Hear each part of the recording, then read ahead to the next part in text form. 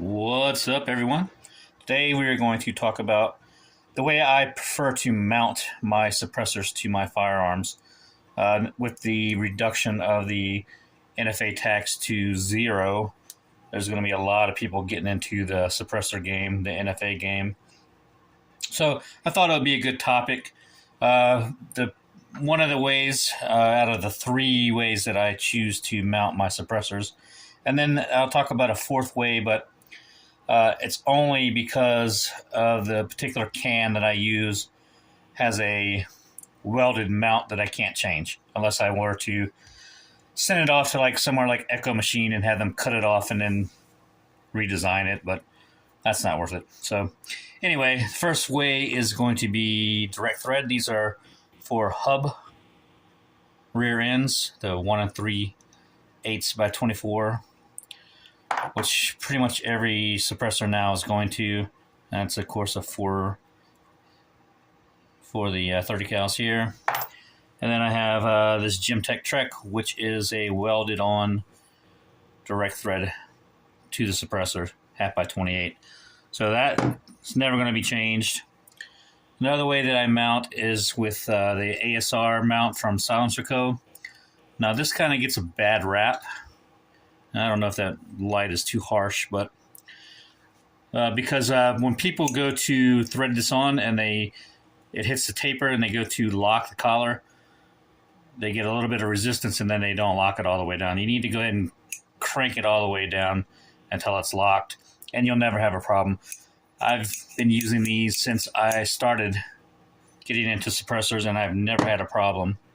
So one of the good things about the ASR mounts now are that other companies are starting to make muzzle brakes for them. So this is a Call Valley, definitely shorter than the factory ones, and it is probably more than half the price. So if you wanted to get into mounts with the ASR, definitely go ahead and look into Call Valley for your muzzle devices. Going to save you a lot of money, okay? The other mounts that I use are basically Plan B mounts, which was originally designed by the guy from Q, Kevin Brittingham, and now everybody pretty much is copying his method or his 24-degree taper mount. So we've got the Reardon, which is pretty much what I have, and this is the Reardon XL Plan B compatible mount. They call it the Atlas XL. This is Diligence Defense Zilch mount, which is a low profile mount. Then you have a newer one into the game is the Call Valley Precision. Now let me get you to the Reardon before I jump ahead. Where is it? All right, this is a regular Reardon Atlas mount, okay? Now they have upgraded it since to their Gen 2, and you can see the difference between the Gen 2 and the original one. Now I think what's happening, because Reardon has gone to a Gen 2, people are starting to copy their Gen 1s, okay? So let's go ahead and open this Call Valley mount. I haven't even taken it out of the package yet. Give me a second here.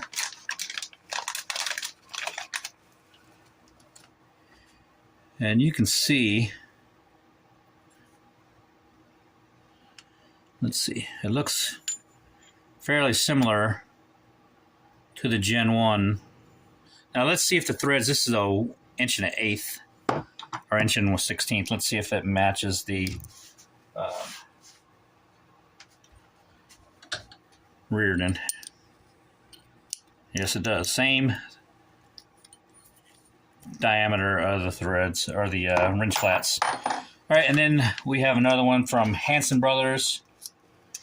It is their 25-degree, sorry, I said 24, 25-degree taper hub adapter. Now with this one,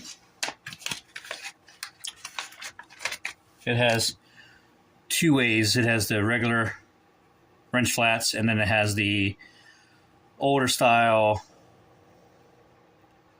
spanner wrench notches, which I think is fine. I mean, as long as I've got wrench flats, I'm happy.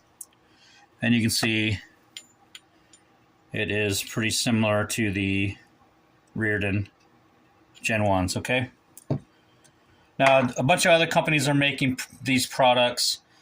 Wolfpack Armory has theirs. JMac Customs has one now.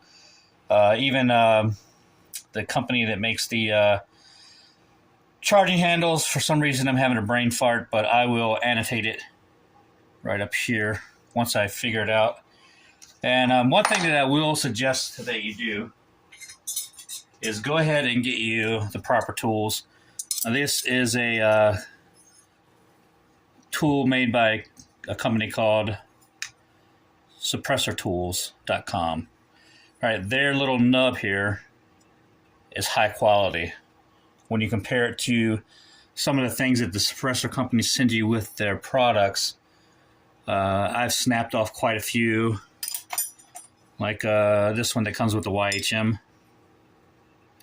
You can see I've worn that nub down, and they're pretty much useless other than one or two times, and then they kind of give out on you. So go ahead and spend a little bit of money on this so that you can have something that you can use, hard use, and not have to worry about. Then with the Diligent Defense here, I got their tool for their wrench flats, because it's a odd one. It's a 1 7/16, so it's a weird wrench flat. So it definitely helps out. And then I have this little tool here. It is the Reardon Atlas tool by what's called Spire Gunworks. So check them out. It works on the XL with this one here, and it'll work on your wrench flats on the other ones.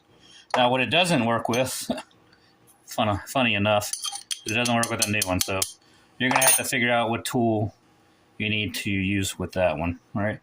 Now, the muzzle devices I use are two primarily, which are the Diligent Defense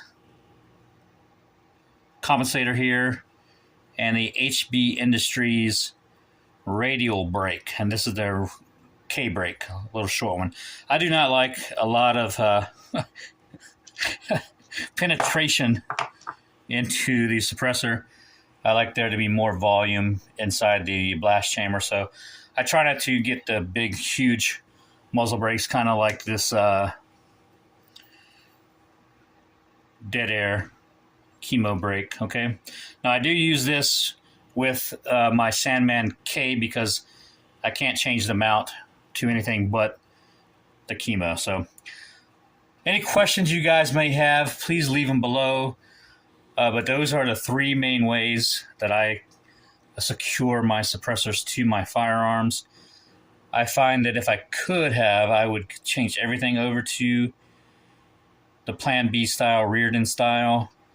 But I've got a lot of older guns, and I've got my Spec War, which is a fixed ASR mount. So I kind of keep that the way it is. And a lot of my ASR mounts from the original guns, whenever I first started, are ASR mounts. So, and they're rock setted on, and I'm not going to sit here and hand them, try to wrestle with them to break them off. Anyway, ASR is a good mounting option for you. The problem with it is that no one is making a aftermarket ASR Plan B mount. But the good news is that companies are making brakes and comps for it. So that'll save you a little bit of money. This one here from Hanson Brothers and from Caw Valley are almost half the price. Well, they're a third of the price of the actual Q Plan B, and are a little bit less than half the price of the Reardon. So I would go with them if you're really wanting to get into it. Diligent Defense, you have to worry about protrusion or penetration into the blast chamber. Like with my Resilient Simple Man, the blast chamber is way too short. I can't use this with that suppressor, so I had to use the XL. So, all right, guys, any questions, leave them below. Hope you have a great day. Hopefully this weather will break soon and I won't be in the frigid cold with an ice rink outside of my house, and I'll be able to get back on the range. But until then, have a great day. Peace out.